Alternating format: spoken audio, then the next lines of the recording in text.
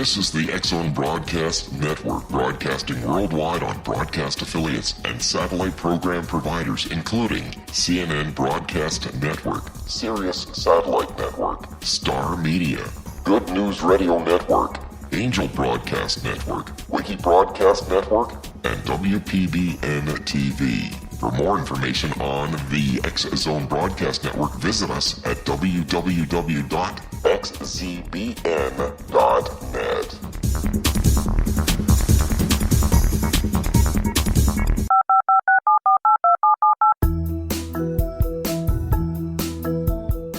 Did you know that when you're on the road with limited data or Wi-Fi, you can still listen to the X-Zone Radio Show with Rob McConnell, The Science of Magic with Gwilda Wiyaka, X-1, Dimension X, Space Patrol, and every minute of the X-Zone Broadcast Network by calling 213-401-0080, courtesy of Audio Now. No smartphone, app, or internet needed. It saves your data plan, and it's free if you have unlimited minutes.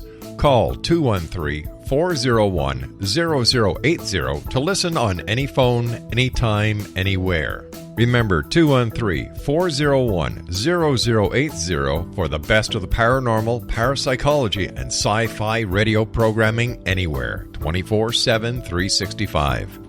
And welcome to the X-Zone, everyone. My name is Rob McConnell.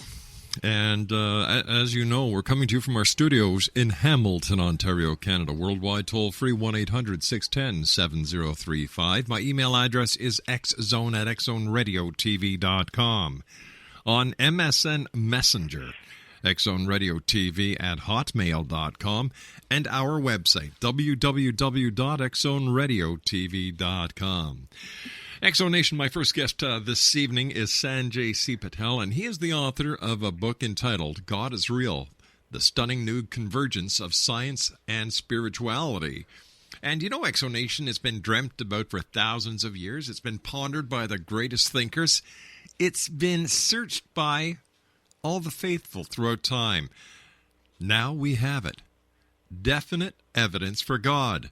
Now, over 100 stunning new convergences of science and spirituality actually show that God does exist. The science versus spirituality debate is over. Well, that's according to my guest this hour. And Sanjay Patel is a pioneer of the exciting new field of comparative cosmology. An acclaimed and respected scholar, his research has appeared in international and peer-reviewed scientific journals. Subjects of his study include theology, Sanskrit, and ancient cosmology.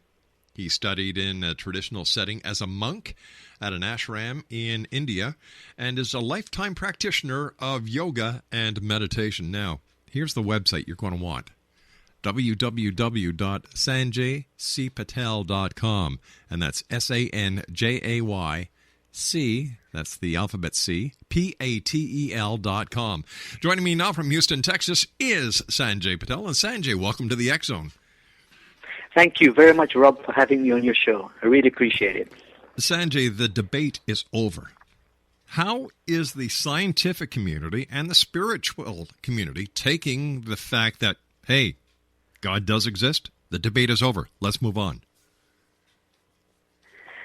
I think that the debate is over from the point of view of when skeptics or atheists argue that there is not a shred of evidence or scientific evidence that demonstrate God exists. And when they say that, that part of it is over, because now we do have objective evidence. We do have evidence within ancient scripture. This scripture contains information that should not be there. Information that has been derived by science or by scientists using state-of-the-art equipment, highly complex theorems and mathematical models. And the conclusions which have been drawn by these scientists in the present day were drawn by ancient people thousands of years ago and in great detail. And it demands an explanation. The only explanation which is really one which we can believe and is the spiritual explanation. There is no way those ancient sages and yogis of India and of Israel could have known what they knew without the use of scientific apparatus. And they didn't have that. So how did they do it? The conclusion must be that they in some way transcended the scientific method. They found a way of bypassing the scientific method and directly reaching out or into the universe and acquiring its secrets. All right, Sanjay, please stand by. You and I have to take a 2-minute commercial break. We'll be right back. X Zone Nation. Very interesting hour with a very interesting man. Sanjay Patel is my special guest. He's the author of God is Real, the stunning new convergence of science and spirituality. His website, www.sanjaycpatel.com. And don't forget, I'm going to be the Master of Ceremonies at the Body, Soul, and Spirit Expo, May 25th to the 27th at the International Center. That's at 6900 Airport Road in Mississauga, Ontario. For more information, visit their website, www.bodysoulspiritexpo.com. Sanjay Patel and I return in 2 minutes. Don't go away.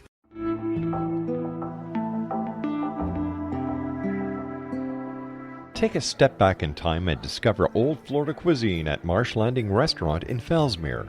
Enjoy delicacies such as frog legs, gator tail, catfish, and swamp cabbage, or enjoy the more traditional cuisine like hand-cut Angus steaks, ribs, and seafood.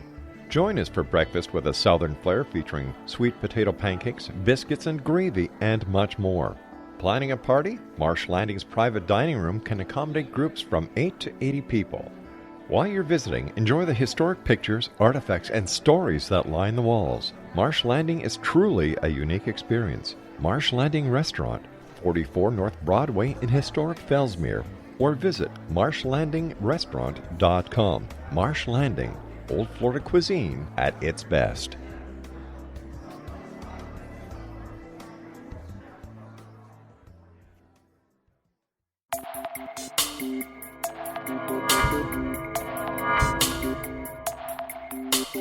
Are you interested in the paranormal, ghosts, UFOs, or psychic phenomenon?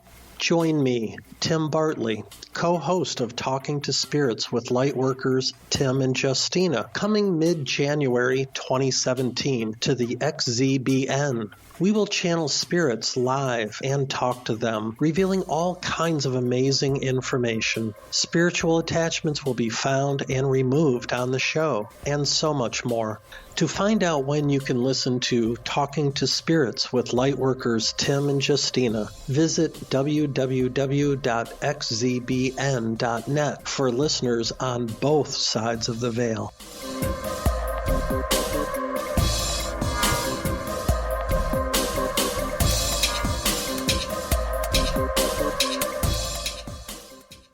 And welcome back, everyone. The X Zone with yours truly, Rob McConnell, and my special guest this hour, Sanjay Patel. We're talking about Sanjay's new book. It's entitled God is Real, the stunning new convergence of science and spirituality. www.sanjaycpatel.com. Sanjay, what started you on your quest? What was the question, or what was it that happened in your life that brought you to the point where you decided that you were going to study this and you were going to try and make sense of it and present what you found over the last 20 years, I believe, to people around the world? It's really quite amazing. In fact, it began in my early years when I was a monk in India. And I had always been a skeptic, in fact, of a convergence between science and spirituality. I was of the opinion that spirituality was indeed correct, but that it would be so exotic that there would never, ever be any form of comprehensive convergence between science and spirituality. I mean, spirituality will always be just too esoteric to come under the field of anything which is scientific. And that's where I began. So I began as a skeptic, as such, of this field. But my teacher, His Holiness Pramukh Swami Maharaj, at the ashram, he told me, study science and spirituality. And in my mind, I said, well, okay, you're saying so I'll look into it, but I don't believe there's any such convergence. extraordinarily, in 1987, a U.S. international journal found its way to the ashram. The ashram is very secluded. It's in the middle of nowhere. And this journal managed to find its way there. And I was just flicking through it, and I found something really stunning. There was an article on submarine volcanoes. Mm-hmm. And it spoke about these volcanoes and that they actually were associated with hydrothermal vents. And that the fluid which is ejected from these vents deep beneath the ocean, about 1.5 miles beneath the ocean surface, is very hot, and it's been sucked in from the ocean. And now, actually, this is associated with something which ancient yogis have spoken about many thousands of years earlier. Scientists had discovered hydrothermal vents in 1977, only after using the state-of-the-art submersible Alvin. And they dived deep into the ocean near the Galapagos Islands in the Pacific Ocean. That's when they discovered these hot vents, this gushing water coming out of these vents, 1977. And I had known that ancient yogis had described something very similar, but they had described it 1000 BC. So we're talking about description 3,000 years old. And so that's when I said, wow, this is something amazing. And we sent a letter. I had a physicist friend as well, who was also a monk, a colleague as well from London. And together we sent a letter to the author of this article in the U.S. Journal.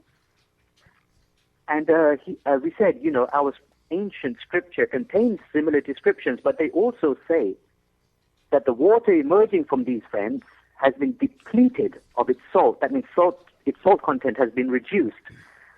And he wrote back, the scientist wrote back, I guess that he must have been some atheist or some skeptic, but very curtly, he wrote back and he said, there is no convergence between what your ancient scripture says and what modern science says. And he said that, but in my mind, I was always skeptical. I'm saying, look, we already have this much convergence. All we need now is to find out the chemistry of the water that emerges from the vents. If it really is depleted of its salt, then we really have a convergence. And in 1989, in the very same U.S. journal, there was another article, and it actually spoke about it, and it said that the water emerging from hydrothermal vents is depleted 100% of magnesium salts and other salts, sodium chloride, between 5 and 95% is depleted, depending on the kind of vent. And would you believe this, Rob, that ancient yoga literature describes submarine volcanoes with hydrothermal vent systems. These volcanic systems drink the ocean's water. It heats the water and ejects that water, and that water is depleted of its salt. And this is something which has been said 3,000 BC, and there are 16 convergences, I guess. These are just the three major ones, which I've just reiterated before you. But there are actually 16 convergences with hydrothermal vents. And oceanographers, when I submitted to them, they were just amazed. And this was the first time that any convergence between science and spirituality got published in a mainstream journal. So they got published in India as well as in England and as well as in China. So 3 peer-reviewed journals published these convergences. I'd like to read something from section 1 in the chapter that's entitled Volcanoes Under the Sea. It is surprising that for 4 decades after man landed on the moon 250,000 miles away, scientists still know little about the seafloor located just a few miles beneath the ocean surface. Why is this? For starters, the most immediate challenge for researchers is the immense water depth separating ships from the seafloor. On the average, the oceans are 12,000 feet deep, while the deepest ocean trench is located beneath 36,000 feet of water. This depth is roughly equivalent to the elevation at which modern aircraft cruise above the Earth. You know, I couldn't agree with you more. It seems that for some reason, Sanjay, maybe you might be able to answer this. Why are we more interested in what's on or in the sky or on another planet instead of what's on this planet. And there's so much more to investigate and uncover and discover here. That's right. I mean, it's really quite amazing. I mean, a couple of years back, and I've heard also on your show too, the discussion that NASA has just found some life forms which are based on arsenic, which is very poisonous. And this was found in some lakes in California.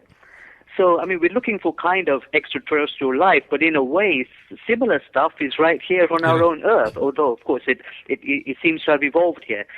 So one of the reasons why is that water is far more difficult to conquer than air and space. The pressure of water is really crushing.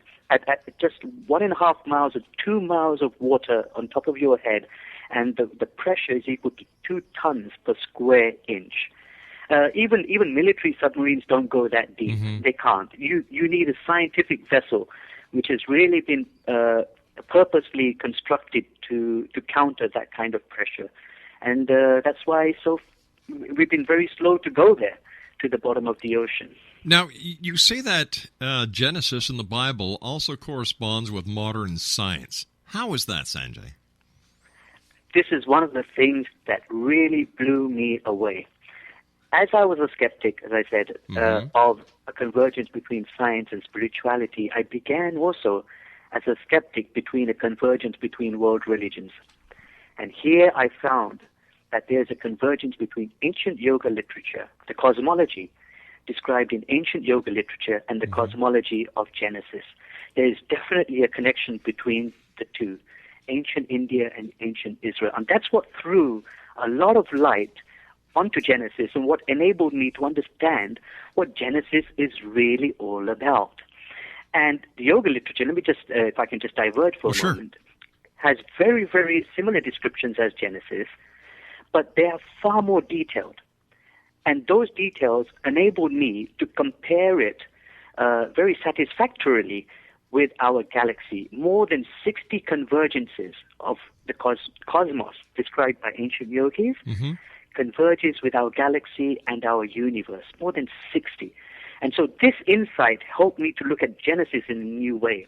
And I'm very confident that Genesis actually describes not planet Earth, not the evolution of life or the creation of planet Earth, but the evolution of life in our Milky Way galaxy.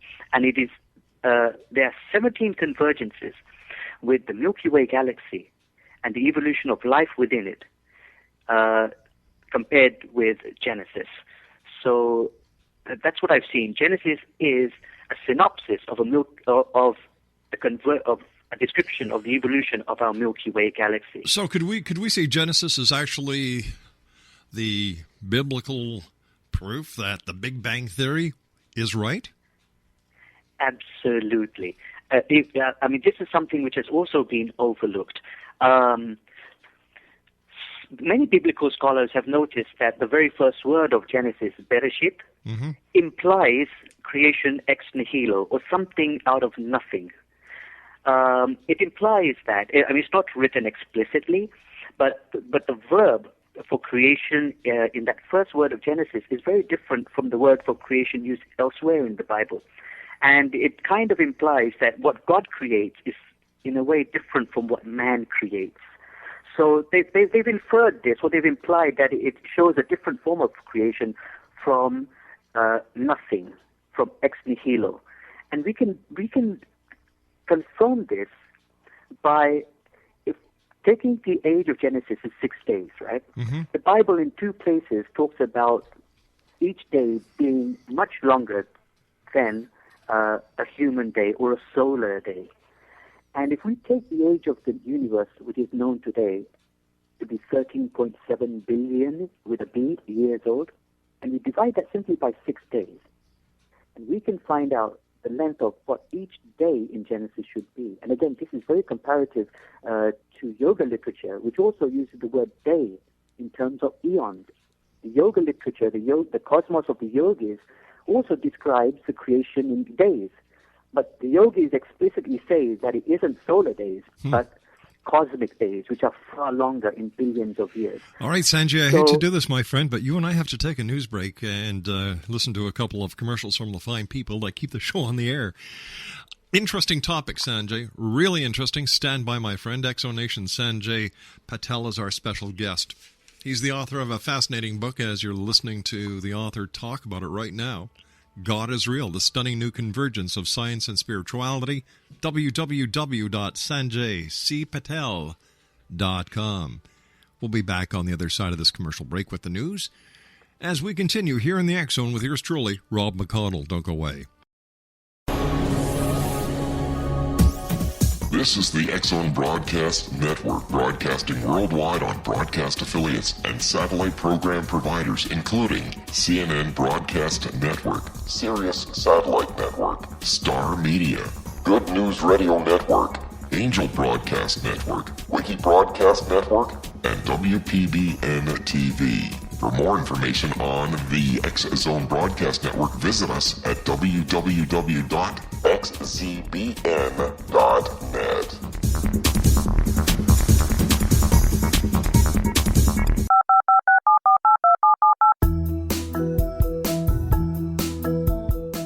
Did you know that when you're on the road with limited data or Wi-Fi, you can still listen to the X Zone Radio Show with Rob McConnell, The Science of Magic with Gwilda Wiyaka, X-1, Dimension X, Space Patrol, and every minute of the X Zone Broadcast Network by calling 213-401-0080, courtesy of Audio Now.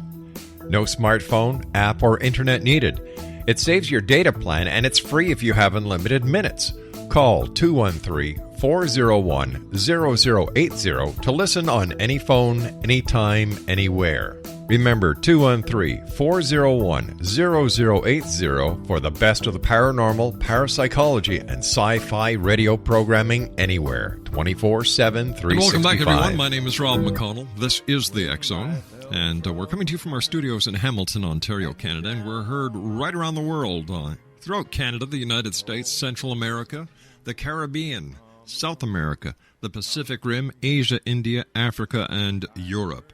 If you'd like to listen to us, 724-365, www.xzonetv.com. That's www.xzonetv.com. And just before I get back to my special guest this hour, who's got a lot of people thinking, I can tell by the BBMs that you're sending me, I'm going to be the Master of Ceremonies at the Body, Soul, and Spirit Expo. That's going to be held at the International Center, 6900 Airport Road in Mississauga. That's right across from the Toronto Pearson National Airport. It's from May the 25th until the 27th, Exonation, and I'm going to be there. We've got a booth. Dr. Turi's going to be there, and what we're doing is we're giving away digital copies of the X Chronicles newspaper, digital copies of our April and our May editions, so that when you come and see us, we'll give you a DVD. It's going to have, like I said, the April edition and May edition of the X Chronicles newspaper. We're going to have some of our YouTube videos on there.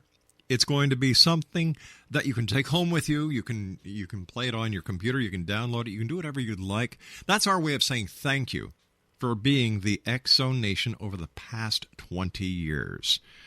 Once again, that's the Body, Soul, and Spirit Expo, May 25th to the 27th at the International Center, 6900 Airport Road in Mississauga, Ontario. For more information, www.bodysoulspiritexpo.com. Sanjay Patel is my guest this hour. He's the author of a book that I believe is going to shake a lot of belief, both in the scientific community and in the spiritual community. And in my humble opinion, it's about time. Sanjay's the author of God is Real, the stunning new convergence of science and spirituality. His website is www.sanjaycpatel.com, and Sanjay is a pioneer of the exciting new field of comparative cosmology. An acclaimed and respected scholar, his research has appeared in international and peer-reviewed scientific journals. Subjects of his study include theology, Sanskrit, and ancient cosmology. He studied at a traditional setting as a monk at an ashram in India, and is a lifetime practitioner of yoga and meditation. Once again, his website, www.sanjaycpatel.com. His book is God is Real, The Stunning New Convergence of Science and Spirituality. All right, so when we look at the Bible, how should we look at it? Should we look at it in verbatim, or should we look at it with a deeper understanding of what people were actually talking about way back then? You're right. We need to look at it with a much deeper understanding. If we just look at it at the surface and with a preconceived viewpoint, then we're not going to get the answers. If we look at Genesis and we just say, we've got creation in 6 days, not 7 days. They have the seventh day is when God is supposed to have rested. So we have creation in 6 days, and then people do laugh, and they just toss it out. But if we wait a moment and just consider that each day could be something other than a solar day, and if we just consider that, then that opens out a whole new horizon, and we're able to see something else within Genesis, something that we couldn't see before. And this is what I touched on. The meaning of the word day is so crucial in Genesis. It's not the solar day, just as it is not the solar day in ancient yoga literature. It's an eon, billions of years old, and I can demonstrate that. Sure. Yeah, we take 13.7 billion years as the age of the universe. This has been tied down by modern science very, very well, give or take, 5%. So 13.7 divided by 6, and that means each day of Genesis, which is an eon, should be 2.283 billion years long. That's with billion with a B. So we can round that off, 2.3 billion years long. And we can then verify this. Are there convergences? Yes. The most easiest and the most outstanding one is the age of the sun. In Genesis, the sun, moon appear at the end of day 4. Okay, this is now so simple. Each day of Genesis is 2.3 billion years long. So if we go backwards, today we're in day 7. Go backwards. So day 6 and day 5 are in between us and the creation of the sun.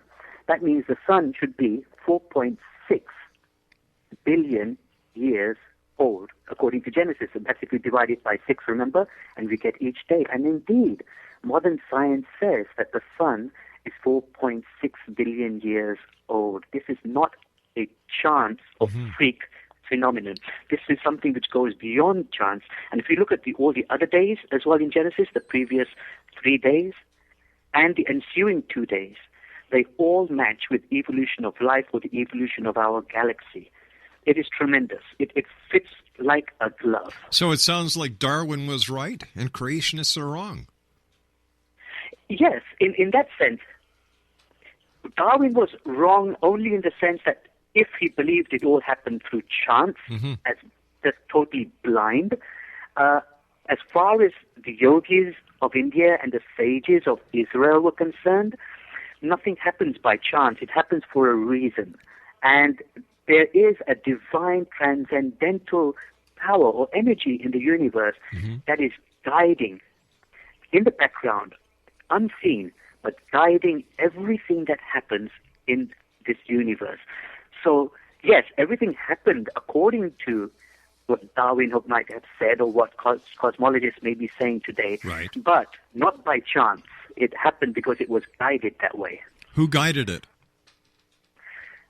You can call that element God, you can call it Ishwara, you can call it Bhagwan, you can just call it divine energy, whatever you like to.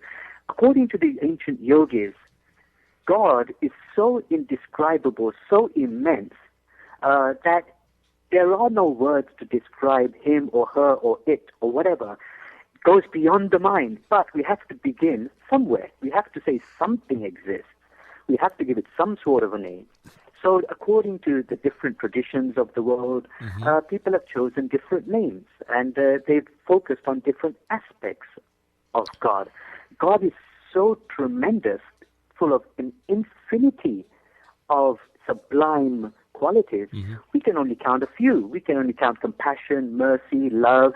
a few things like that. But there's so much which goes beyond the human mind. All right, let me ask you this, Sanjay. Maybe this is another question you could help me to find an answer for. Sure. In the Bible, in Genesis, it says, "And God said, let us create man in our image, in our likeness." Number one, does that mean that since we were created in God's likeness, in his image, that we are part of God? And number two, who is the we he was talking about? Who is the our image that he's talking about? Fantastic question, Rob. Okay, can I just start with the second one? The Please R, do, the sir. we part? Yes. I'm not absolutely sure about this, but I'm pretty sure about it, that the we part is part of the English translation. So we have we, it's kind of just a royal language, I like see. the Queen might say, "We are not amused," instead of saying "I." Mm-hmm. So as such, I think that's part of the translation into English when it says "we." But actually, God in the Bible is singular when it says, and he saw that it was good and Yes. let it be, etc., etc. It's just part of how it's been translated, but God is singular there. The first question which you asked about God creating man in his own image, there are two ways of looking at this. Number one is the physical creation of man. That means the two legs, two hands, the eyes. And so, according to some yogis, and I would say sages too, God actually has a divine form, not made of anything, not made out of space-time or any material. It's just consciousness. It's a divine form. But it does look human in the sense it has two arms, two eyes, two legs, Right. all the rest of it, but not human and not material, transcendental divine matter. So that's one way of looking at it. And the second way is that God created us similar to him in essence, that we arise from God and Right. then we merge back into God. So how do So we in explain? that way- I'm sorry, sir. Go ahead. Yeah. So basically, we are divine in essence. Our souls as well are eternal. They do not die, and we have divine attributes latent within our souls, within our inner selves, and we are not as human or as mortal as we think we are. We are far bigger than we can imagine. We are far greater than we can even imagine. So in that sense, we are near to God, close to God, in the image of God. All right. So does the eternal factor of our being work hand in hand with reincarnation? Yes, absolutely. According to our karma, or its anglicized pronunciation is karma, people say. So according to our karma, our actions, we move on to further births. And those births are basically our reincarnation, we being the same soul, but moving in after this birth into another body, and then into another, and into another, according to our actions. So would this in also explain the biblical claim of the second coming of Christ? Is this Christ being reincarnated? With spiritual figures, see, it works two ways. With a normal soul, we are not in charge of what we become in our next birth. We become according to what our actions are. I see. So according to our actions, we cannot choose what we will become. We will become according to our actions. So every action has an equal and opposite reaction, That's or whatever. right. Yeah, that way for normal souls. But for some very, very powerful spiritual beings, those who are enlightened, they can choose. And they can choose for how many times they want to return or not return, and whichever form they want to return in. They can choose.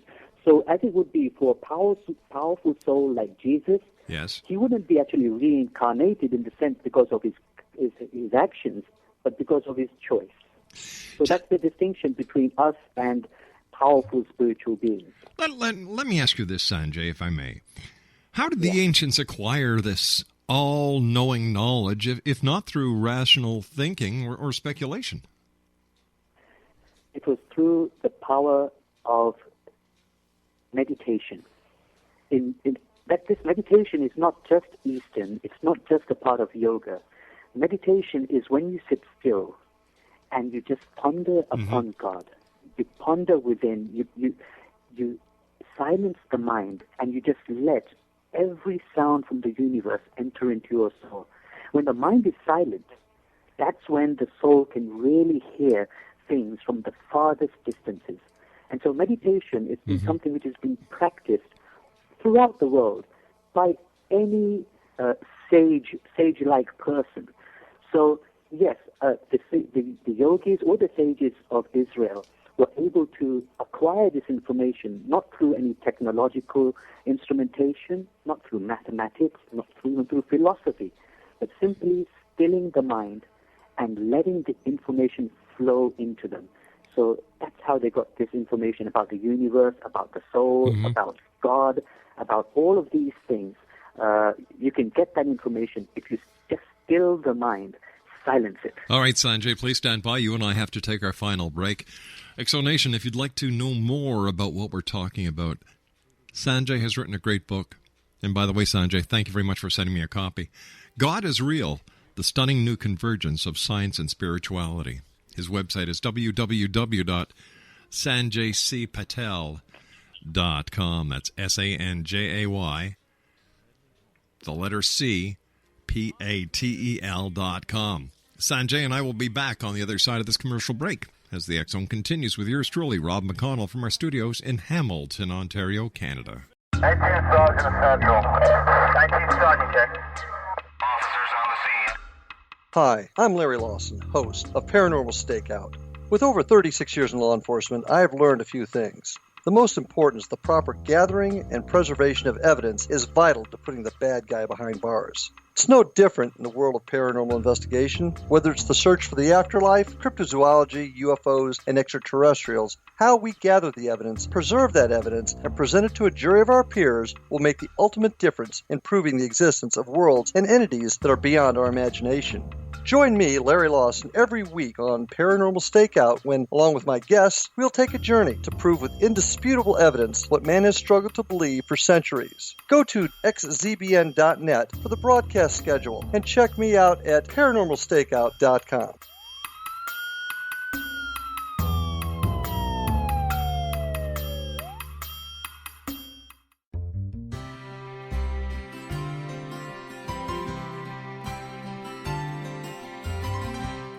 True healing must address 4 levels: physical, emotional, mental, and spiritual, for us to live joyful and productive lives. We tend to treat 3 of the 4, leaving the spiritual languishing. If you're tired of the same dysfunctional patterns cropping up in your life, Soul Balancing is for you. Trixie Phelps, owner and founder of Soul Balancing, is a naturally gifted energy healer trained in numerous esoteric forms, including shamanism. Trixie has created a powerful modality that safely and effectively clears your energetic field. A soul balancing session can remove interference, heal trauma, and restore your hope. Contact Trixie for a life-changing long-distance session today, www.soulbalancing.world.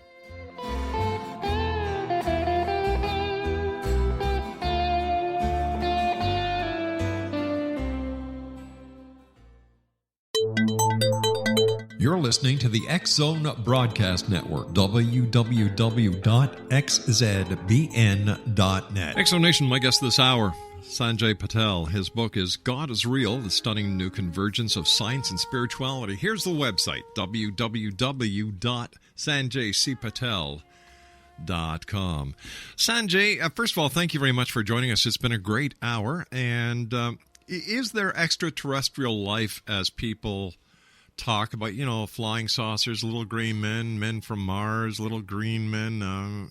What is the spiritual scientific thought on that?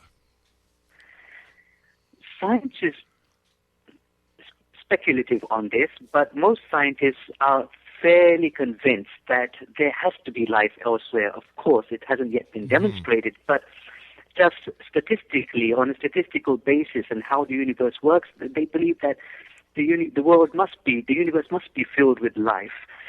But ancient yogis and sages of Israel did believe in other worlds which had life. This is amazing. The ancient yogis speak about it all over the place. I mean, ancient yoga literature contains so many passages which talk about life elsewhere in the universe. And so does ancient literature, biblical literature as well. The Talmud talks about God creating 18,000 worlds, and all of them contain creatures, and God descends there to sport with his creatures. So we've got at least 18,000 which are mentioned in the Bible, apart from planet Earth. So yes, even from the biblical tradition, we can see that there is extraterrestrial life. And in the yogic tradition, too, there is extraterrestrial life. And the second part, which you asked about UFOs and things like that coming to this planet, yes, there's one very, very interesting passage which I read. It's from 1826, so this is, again, a pre-scientific era. And a sage called Swaminarayan in India was sitting with a congregation in front of him in the evening. And at that time, a great ball of light, a sphere of light, descended in the sky above the congregation. And this is the first, I believe, documented mass sighting of a UFO in India, if I'm not mistaken. And in this first documented mass sighting of a UFO, the sphere then divided into three and flew away into the sky. And the congregation was just astounded, and they asked the yogi, they said, what was that? And he said that Brahma, Vishnu, and Shiva, you might have heard of these three words. Yes, of course. They come every day to this planet. Today, you have seen them. Sanjay, we've run out of time. I hate to do this to you, my friend. We'll have to have you back on in the very near future. Thank you very much. Congratulations on a wonderful book. And Exonation, go to his website. Get a copy of this book. It's filled with interesting facts, and it's going to make you think.